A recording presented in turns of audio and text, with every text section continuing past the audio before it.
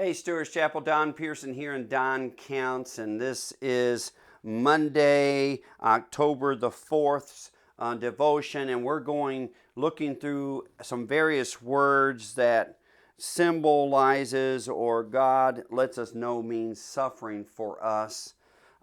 Today we're going to be looking at discipline. We're going to be looking in Hebrews chapter 12, verse 3 and following. Let's read it. For consider him who endured such hostility from sinners against himself, lest you become weary and discouraged in your souls. You have not yet resisted to bloodshed, striving against sin. And you have forgotten the exhortation which speaks to you as to sons. My son, do not despise the chastising of the Lord or the discipline of the Lord, nor be discouraged when you are rebuked by him. For whom the Lord loves, he disciplines or chastens, and he scourges every son whom he receives. If you endure chastening, or discipline, God deals with you as with sons. For what son is there whom a father does not discipline? But if you are without discipline, of which all have become partakers, then you are illegitimate and not sons. Furthermore, we have had human fathers who corrected us, and we paid them respect. Shall we not much more readily be in subjection to the Father of spirits and live? For they indeed for a few days disciplined us as seemed best to them, but he for our profit, that we may be partakers of him, of his holiness. Now no discipline seems to be joyful for the present, but painful. Nevertheless, afterwards it yields the peaceful fruit of righteousness to those who have been trained by it. Discipline.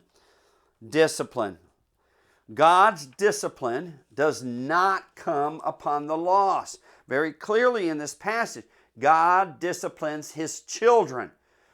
God has other things for the lost. Discipline is reserved for God's children. It's designed to correct his children like a good father would discipline his children. God does it out of love. God's discipline is for correcting. It's intended for his rebellious children who are no longer submitting to him.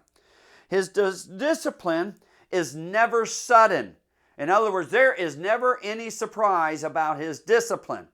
You are very, very much aware when he's disciplining you. That's why all of this originally started out of a conversation with a pastor who was calling one of these discipline. You do not call pruning discipline. You do not call sifting discipline. You do not call the thorn discipline. You don't call your cross discipline.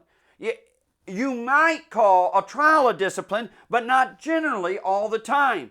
Rain is not discipline. Discipline comes from a loving father to his children when they are rebellious and need to be correct. Now, reaping and discipline can go hand in hand. That is true. There's no surprises. God always communicates to his children about what's about to happen. Discipline comes as often as is necessary.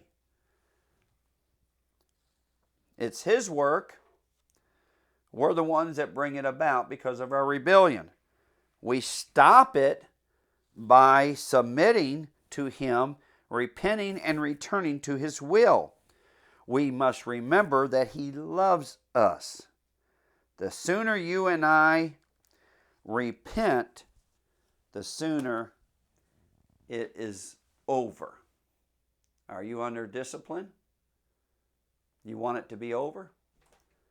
The sooner you repent, the sooner you turn away from your sin and repent and turn to him, the sooner it will be over.